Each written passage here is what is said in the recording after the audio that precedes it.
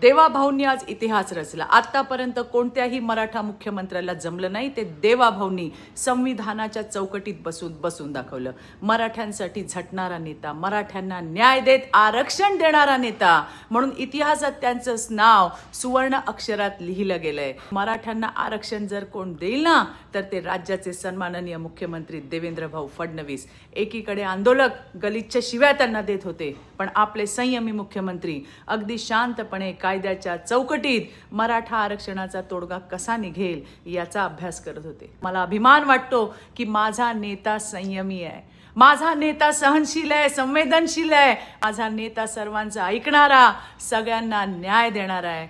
चूक झाली तर 2 पावलं मागे सरणार आहे. पण विरोधकांनो, तुम्ही लक्षात ठेवा, कोणी जर माझ्या नेत्याला संपवणार म्हटलं ना तर लक्षात घ्या, तो तुमचा बाप आहे.